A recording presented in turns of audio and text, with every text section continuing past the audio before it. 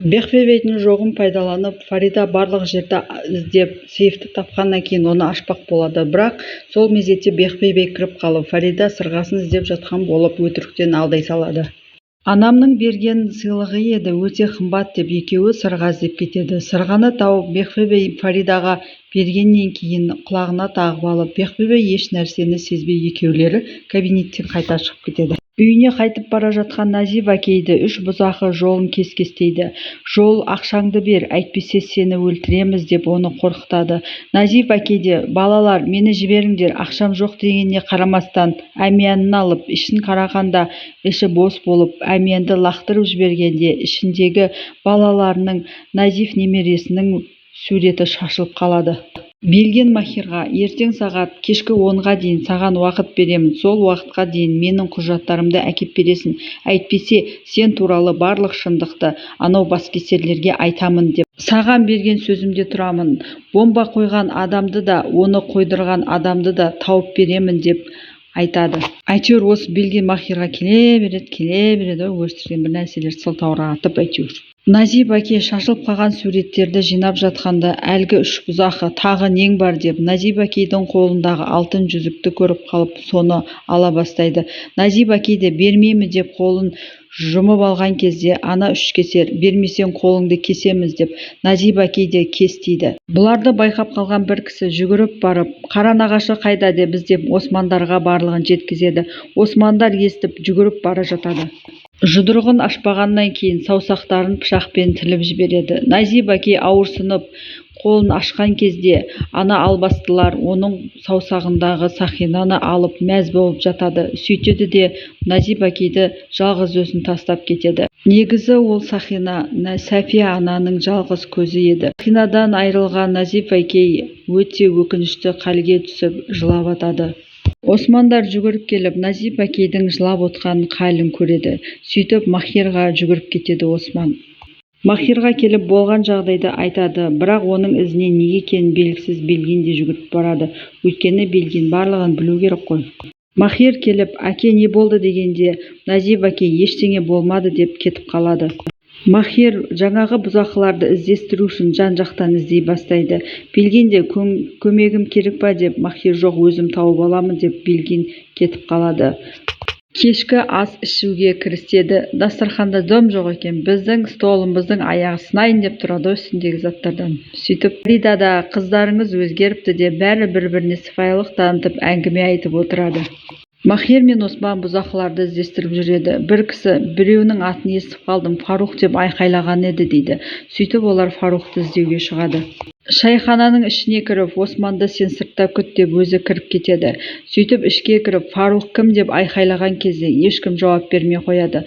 Мына сақалды адам, Фарухты не қыласың дегенде, Махир да, Фарухты не істейтінімді өзім білем, сен маған Фарухтың айт қайда екен деген кезде ұрыс басталып кетеді. Сол мезетті пайдаланып, мына сақалды қашып бара жатқанда, Махир мен Осман ізіне түсіп, оны ұстап алады.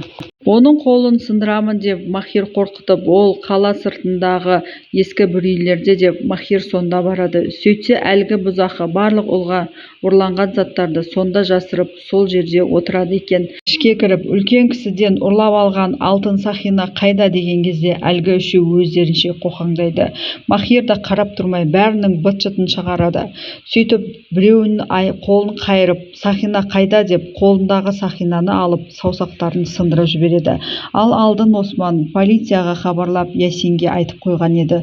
Полиция келіп барлығын түрмеге алып кетеді. Кешкі астарын ішіп болғаннан кейін Фарида қоштасып өз үйіне кетеді. Ал мына кісінің әйелі болса өзі жас, әлі үйленбеген деп күйеуіне айтып жатыр. Сары сейске, егер ортадағы Махирмен келісім бұзылса, енді ол біздің досымыз емес болса, онда мен оған бір нәрсе жасаймын дейді. Сейсте қарап тұрмай, паша көңілің не қаласа, соны жаса дейді. Махир үйге анасының жүзігін әкеледі. Сол кезде әкесі шыққанда, әке, анамның көзін әкелдім деп Назип әкей бөлмесіне кіріп кеткен кезде Махир жылап қалады.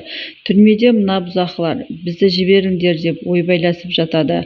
Ал Ясин болса, сауап бопты, тағы да ұрландар, өстіп жатасыңдар дейді. Ал Белген шырақ болса, Нәйілге келіп өзінше мақтанып, мен мырзамен сөйлестім, оның сенде бір өтініші бар дейді.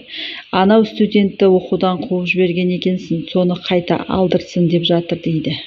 Махир үйіне келеді. Фарида қорқып кетеді. Бірақ бәрі нормально, қорықпа дейді. Фарида Бехтібейдің үйіндегі болған жайттарды айтып, сейф оның шкафының ішінде екенін айтады. Ал мына жерде Назип әкей Махирдің қойып кеткен сақинасын әкеліп, күрсініп, жылап, сақинаны саусағына қайта тағып алады. Ертесі күні Назип әкей Махирлардың үйіне келіп, пакетке орап бір нәрсе тастап кетеді. Махир есікті қаққан кезде шықса ешкім жоқ болады. Ал Фарида терезеден қарағанда Назип әкейді көріп, Назип әкей де үндеме деп кетіп қалады. Екеуі келіп қараса ішіне бәліш екен. Қамауда отырған бұзақылар Сарының танысы болып шырағады. Сары кім істеді дегенде, білмейміз, біреу келді де ұрып-соғып полицияға тапсырды дейді. Сары да, полициядан да сұрадым, олар да ештеңе білмейміз дейді. Сөйтіп, жарайды, отыра беріңдер, мен сендерге көмектесемін деп Сары кетіп қалады. Махир Белгенге келіп, кешке Бехтібейді үйіне шақыр, мен үйіне барып құжаттарын алып кетейін деген кезде Белген келіспейді.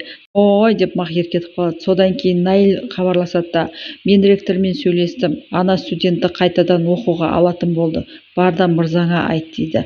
Белгенді окей деп трубканы қоя салады. Сары Аднанға көмектеседі. Менің армиядағы досым еді, көмектесесің ба? Оларды жазықсыз ұрып-соғып түрмеге қамап қойыпты. Бірақ ұрлықта жасалған дейді.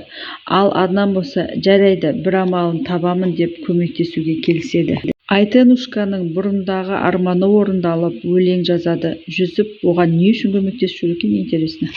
Махир мен Фериде құжат ұрлау операциясына кіріседі.